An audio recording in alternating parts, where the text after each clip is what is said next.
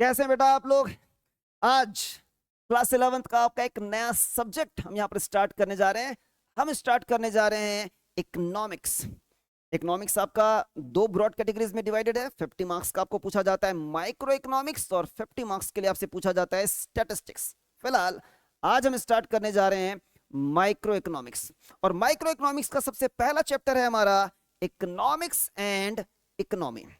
और इसमें भी जो सबसे पहला टॉपिक हम डिस्कस करने जा रहे हैं वो है ह्यूमन वांट्स। इंसान है तो इच्छाएं होती हैं।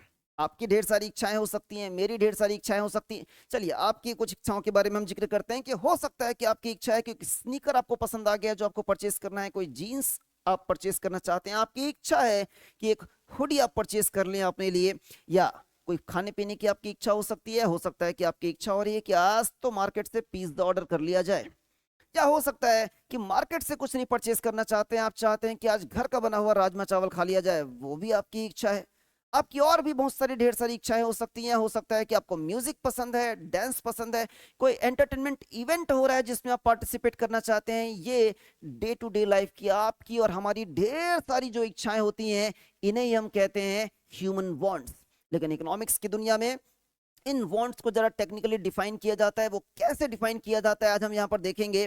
और हम ये भी देखेंगे कि इन वांट्स की कैरेक्टरिस्टिक्स कैसी होती है। तो आइए जल्दी से स्टार्ट करते हैं। सबसे पहले हम यहाँ पर देखते हैं कि ह्यूमन वांट्स को कैसे डिफाइन किया गया है। यहाँ पर तीन वर्ड यूज किए गए हैं। पहला है डिजायर, दूसरा है एस्पिरेशंस और तीसरा है मोटिव्स। एक इंसान की जो भी डिजायर्स हैं, जो भी एस्पिरेशंस हैं, जो भी मोटिव्स हैं, जो उसे day to day activities perform करने के लिए मोटिवेट करती हैं, इन्हें हम कहते हैं वांट्स, ह्यूमन वांट्स। वांट्स को और बेहतर तरीके से डिफाइन करने के लिए जो ह्यूमन बीइंग है उसे तीन कैटेगरीज में यहां पर डिवाइड किया गया है। कहा जाता है कि एक इंसान कंज्यूमर हो सकता है। कंज्यूमर का मतलब वो व्यक्ति जो कोई भी चीज कंज्यूम कर रहा है। जैसे आपने कोई खाने पीने का सामान खरीद लिया जिससे आप खा गए, तो आप कंज्यूमर हैं।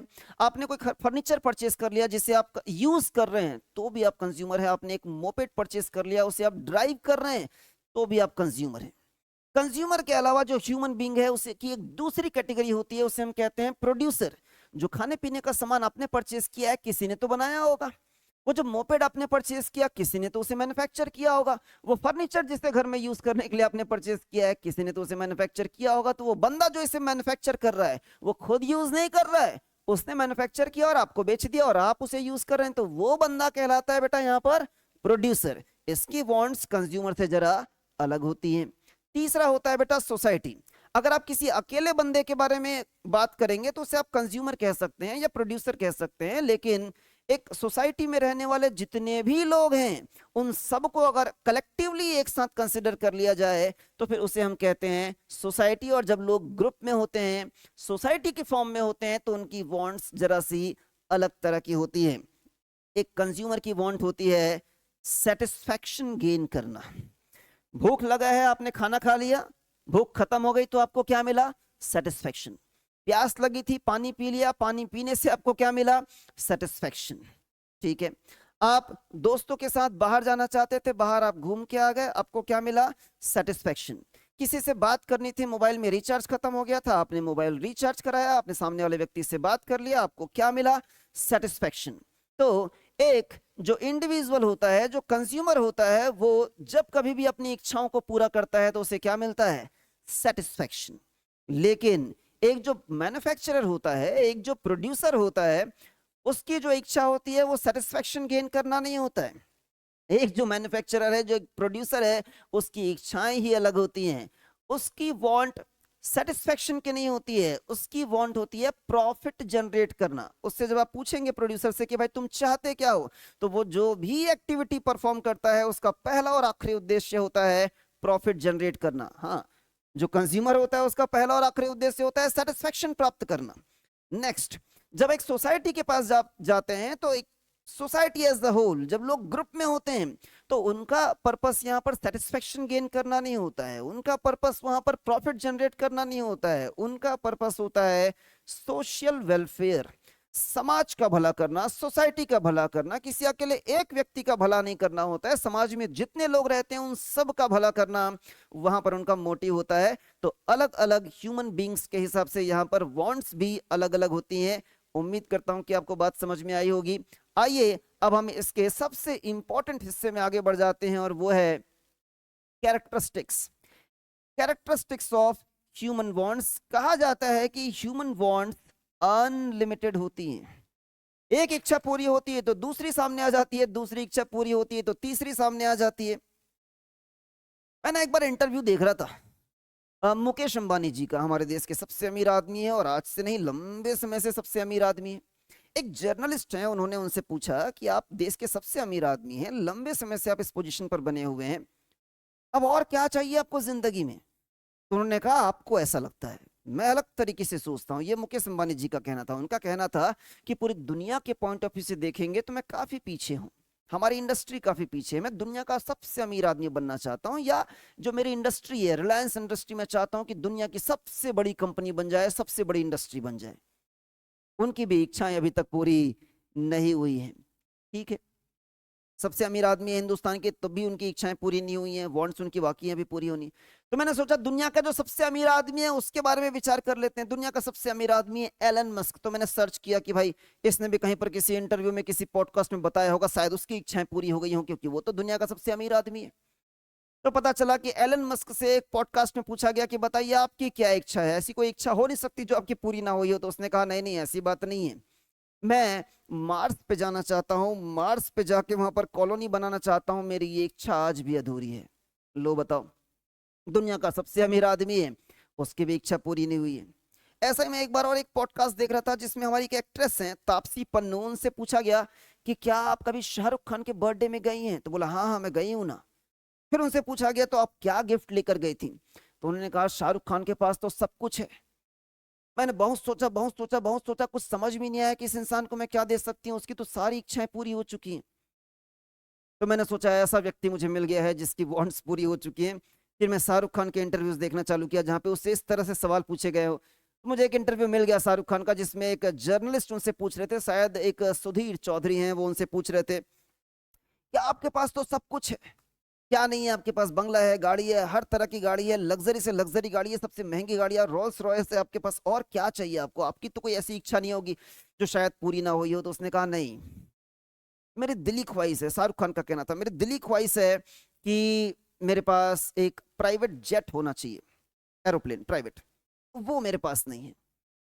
तो मुझे अल्टीमेटली समझ में आया कि इंसान के पास कितना भी नाम हो, कितना भी शोहरत हो, कितना भी दौलत हो, देश का सबसे अमीर आदमी हो, दुनिया का सबसे अमीर आदमी हो, चाहे रिसोर्सेस की कमी ना हो उसके पास, फिर भी उसकी इच्छाएं पूरी नहीं होती है। एक इच्छा पूरी होती है तो दूसरी अराइज हो जाती है, दूसरी पूरी होती है तो तीसरी अराइज हो जाती है, तीसरी पूरी होती है तो चौथी अराइज हो जाती है। इंसान की इच्छाएं कभी पूरी नहीं हो सकती।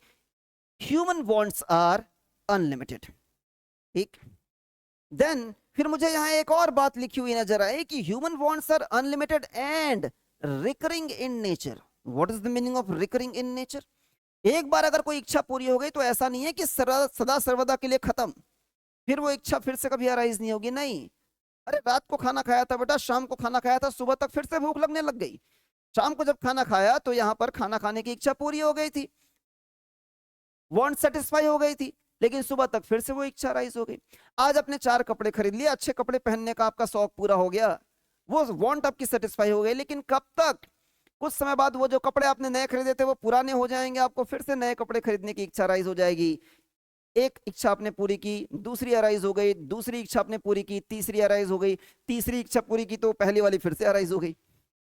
सो वांट्स एक तो अनलिमिटेड होती हैं, जितनी पूरी करनी है करते जाओ, कभी खत्म नहीं होगी। दूसरा, वो पुरानी वांट्स जो पूरी कर चुके हैं, आप सेटिस्फाई कर चुके हैं, वो वांट्स फिर से अराइज हो जाती हैं। तो क्या आपको ध्यान रहेगा बेटा, वांट्स का सबसे पहला कैरेक्टरिस्टिक्स क्या है कि वांट्स होती हैं अनलिमिटेड और ये होती हैं रिकरिंग इन नेचर।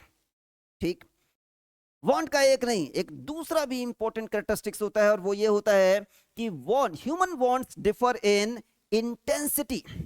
इंटेंसिटी का मतलब है बेटा यहां पर अर्जेंसी से। मतलब आपका बर्थडे आने वाला था, पापा ने कहा बेटा इस बर्थडे जो तुम बोलो तुम्हारे लिए खरीद देंगे। आपने सारा काम धाम छोड़ा और लिस्ट बनाना चालू कर दिया, आपने लिखा मुझे चाहिए एक नई जीन्स, मुझे चाहिए एक नया जूता, मुझे एक नया मोबाइल चाहिए, उस मोबाइल का कवर भी चाहिए, मुझे एक्स वाई जेड। आपने पूरे 10 पॉइंट्स बना डाले कि आज तो इस बर्थडे तो ये 10 चीजें हम खरीद ही लेंगे। बर्थडे करीब आया, पापा ने बोला बेटा, बस सोचा बेटा तुमको क्या खरीदना है। आपने पापा के हाथ में पूरा का पूरा लिस्ट थमा दिया। पापा बोले बेटा इतने रिसोर्सेज नहीं है हमारे पास, इतने पैसे नहीं है हमारे पास कि ये तुम्हारी पूरी लिस्ट हम पूरी कर सकें। एक काम करो, लिस्ट फिर से तैयार करो। अब की बार लिस्ट में प्रायोरिटी के हिसाब से लिखना कि कौन सी चीज इन 10 में से कौन सी चीज है जो तुम्हारे लिए अब भी खरीदना जरूरी है। फिर जो दूसरे नंबर पे आता है, फिर जो तीसरे नंबर पे आता है, फिर हम देखते हैं बेटा कि इसमें से कौन सी चीजें अभी खरीद पाएंगे।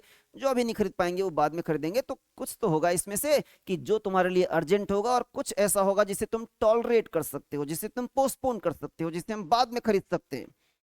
तो आपने कहा बिल्कुल बिल्कुल, मैं इस लिस्ट को क्या कर लेता हूं, प्रायोरिटाइज कर लेता हूं, इसमें कोई दिक्कत नहीं है। तो आप लिस्ट को प्रायोरिटाइज करते हैं। हो सकता है कि आपने विचार किया कि यार जीन्स तो 3-4 पहले से है, जूता एक ही है मेरे पास, सारे कपड़ों के साथ नहीं जाता है, एक काम करता हूं जूता सबसे पहले खरीद लेता हूं।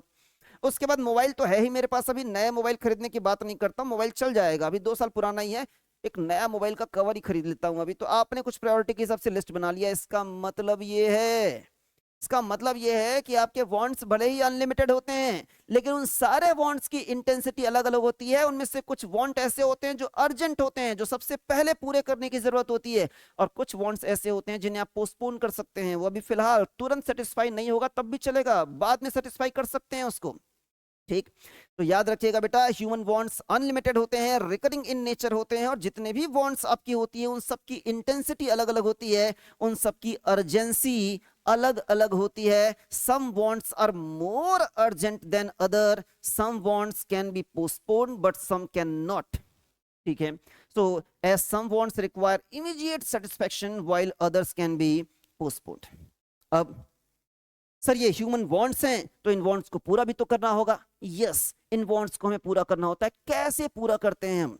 इच्छाओं को पूरा करने के लिए, वांट्स को पूरा करने के लिए हमें जरूरत होती है रिसोर्सेस की।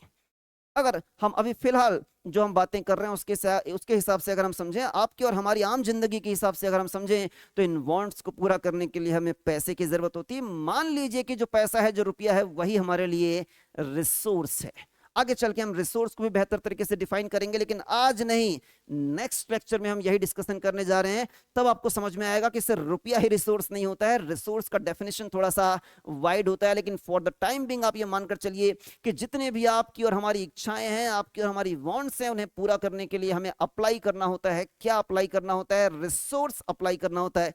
आइए एक बार रीड करते हैं, यहां पर मैंने आपके लिए लिखा भी है, the human wants are met by applying resources.